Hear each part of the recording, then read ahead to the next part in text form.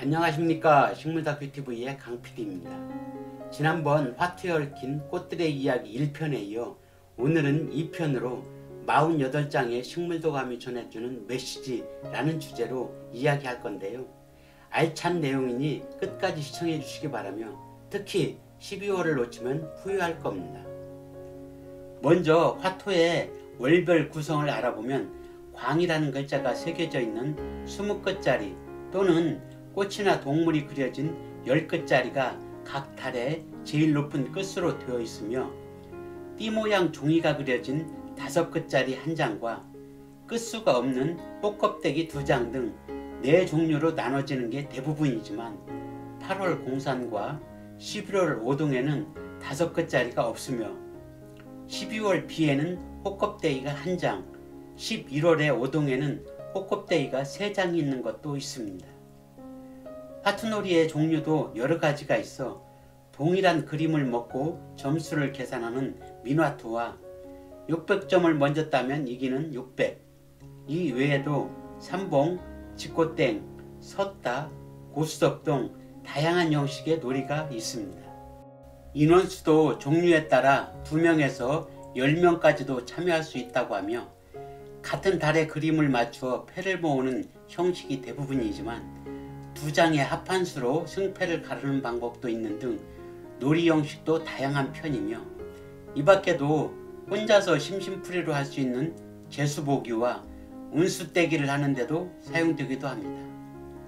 화투놀이는 자기에게 들어온 패의 끝수도 문제가 되지만 상대방이 가지고 있는 패를 읽어내 눈치 빠르게 쳐야 되므로 고도의 지능과 심리작전이 필요하며 좋은 끝수를 가지고 있어도 점수를 못 낼 수도 있고 아무 끝수도 없이 꽃껍데기만 가지고 있어도 많은 점수를 낼 수 있는 등 기술은 물론 운도 따라줘야 하는 재미있는 놀이입니다. 과거 우리나라에는 오랫동안 투전이라는 도박놀이가 있었으나 자연 소멸하고 화투치기로 대체되었다 하는데 전편에서 설명했듯이 화투가 일본에서 들어온 까닭으로 일본풍이 짙다하여 항일, 반일의 민족적 감정 등으로 광복 후 몇 대 동안은 거의 하지 않았으나 그 뒤 조금씩 사용되다가 현재는 가장 성행하는 대중놀이로 정착되었다고 합니다. 그렇다면 화투에는 어떤 꽃과 식물이 있는지와 무슨 의미들이 담겨져 있는지 지난 편에 이어 7월부터 알아보도록 하겠습니다. 7월달은 홍쌀이입니다. 홍쌀이에는 쌀이나무와 멧돼지 한 마리가 들어있는데요. 문양에 검은색으로 된 것이 쌀이나무의 잎이고 빨간색으로 된 것은 꽃이라고 합니다. 쌀이나무의 가지는 가늘지만 나무가 단단하고 질겨 옛날에는 쌀입이라 하여 빗자루를 만들어 사용하였고 쌀이나무를 엮어 만든 쌀인문의 재료가 되기도 하는 나무이며 멧돼지 그림은 7월이 멧돼지 사냥철이라고 하며 사냥은 종족 보존을 위해 수컷에만 국한되어 있었다고 하니 남자가 자꾸 불쌍해지는 것 같습니다. 운수띠기의 의미는 횡재라고 하니 이 영상을 구독하는 분들은 바로 로또 한 장 사서 대박나시기 바랍니다. 강PD 잊지 마시고요. 8월은 공산인데요. 공산은 공산명월의 준말로 산 위에 떠오른 휘영청 밝은 달로 해석할 수 있으며 기러기 3마리와 보름달 그리고 산이 등장하는데 식물이 보이지 않아 아쉬움이 있는데 그러나 일본의 화투에는 산의 검은 부분에 억새 또는 갈대가 그려져 있다고 하네요. 일본에서 8월달이 오츠키미 즉 달구경의 계절인 동시에 철새인 기러기가 대이동을 시작하는 시기라고 하며 갈대에 기러기를 함께 그리는 것은 노후에 편안히 즐겁게 지내라 라는 의미가 있다고 합니다.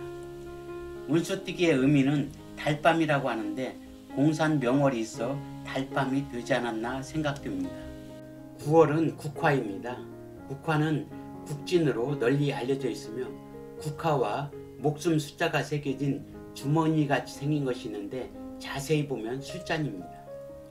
9월은 국화축제가 열리는 계절로 숫자가 새겨진 술잔은 9세기경인 해이안시대부터 유래된 9월 9일에 국화주를 마시면 무병장수를 한다는 전통을 반영한 것이라고 하며 국진이라 부르는 것은 국화와 술잔을 뜻하는 국준에서 국진으로 변형되었다고 합니다. 문양에 동물이 없는 것은 국화주를 즐기는 사람들의 모습을 생략하지 않았나 생각되며, 운수띠기의 의미는 술이라고 하는데 어렸을 때부터 왜 술일까 생각했었는데 10끝짜리에 그려진 그림이 주머니가 아니라 술잔이라는 걸 알고 나서부터 이해가 되었습니다. 10월은 단풍입니다. 풍 또는 풍단이라고도 하며 울긋불긋 단풍잎에 사슴 한 마리가 등장하는데요. 10월은 전통적으로 단풍놀이의 계절인 동시에 본격적인 사슴 사냥철이라고 합니다. 가을과 울긋불긋 단풍을 즐기는 흥겨운 자리에 사슴을 사냥한다고 하니 우리의 정서와는 조금 맞지 않는 것 같은데요. 사슴은 암수의 관계가 좋은 동물이지만 그림에 홀로 서 있는 숫사슴은 이별의 슬픔이나 비련의 마음을 나타낸다고 합니다. 그래서일까요? 운수띠기의 의미 또한 근심, 풍파라고 하니 앞의 이야기를 뒷받침해주는 적절한 의미인 것 같습니다. 11월은 오동이라고 합니다. 똥이라고도 불리는데 오동의 동자를 격하게 불러 생긴 것이 아닐까 생각되며, 오동에는 오동나무와 봉황이 나옵니다. 20끝짜리 광 하나에 유일하게 3장의 호껍데기가 있으며 광의 닭 모양의 조류는 평범한 새가 아니라 봉황으로 천자의 지위에 오르면 출현한다는 영물로 알려져 있으며, 검은색을 싹은 오동나무 잎입니다. 봉황은 오동나무가 아니면 앉지를 않고 대나무 열매가 아니면 먹지도 않는다 라는 기록이 있는 것을 보면 예전부터 오동나무가 귀한 나무였음을 알 수가 있으며, 운수띠기의 의미는 돈, 재물이라고 하는데 똥꿈을 꾸면 재물이나 행운이 온다는 말이 여기에서 나온 말이 아닐까 하는 생각도 듭니다. 12월은 비입니다. 비에는 낯선 선비 한 명이 양산을 받쳐들고 있으며 쭉 늘어진 수양부들 사이로 실개천이 흐르고 있고, 그 옆에는 개구리 한 마리가 앞다리를 들어 일어서려는 모습을 하고 있는데요. 여기에는 훌륭한 교훈이 숨어 있습니다. 이 그림은 오노도우 이야기를 묘사한 것으로, 갓쓴 선비는 오노도우라는 일본의 귀족으로 약 10세기경에 활약했던 당대 최고의 학자이며 서예가로, 오노가 북글씨를 공부하던 중 온갖 노력을 하여도 실력이 늘지 않는 걸 비관하여 서예 공부 포기를 결심하고 스승에게 인사도 하지 않고 문 밖을 나서는데, 비가 많이 와 불어나는 개천물에 휩쓸리지 않으려고 필사적으로 수양버들 나뭇가지 위로 뛰어오르기를 반복하는 개구리의 광경을 보고 자신의 처지와 닮았다는 생각이 들어 너도 나처럼 능력으로는 도저히 불가능한 일을 시도하고 있구나 라며 돌아서려는데, 갑자기 바람이 불어 가지가 흔들려 내려오자 그 순간 다시 한번 펄쩍 뛰어올라 줄기를 잡고 탈출에 성공하는 것을 보고, 미물인 개구리도 저렇게 피나는 노력을 하는데 인간인 내가 여기서 포기해서 되겠는가 라며 곧장 되돌아가 붓글씨 공부에 정진했다고 하며, 후에 유명한 서예가가 되었다고 하는 이야기가 숨어있는 그림이며, 10끝짜리에는 꼬리깃이 화려한 장기라 부르는 숙광이라고 합니다. 운수띠기의 의미는 손님으로, 오늘은 어떤 손님이 여러분들을 찾아갈지 궁금해집니다. 이것으로 화투에 얽힌 꽃들의 이야기 2편인 48장의 식물도감이 전해주는 메시지라는 주제로 화투에 대해 많은 것들을 알아보았는데요. 각 달이 가지고 있는 식물이나 동물의 문양들이 각각의 의미를 가지고 있고 교훈도 주고 있습니다.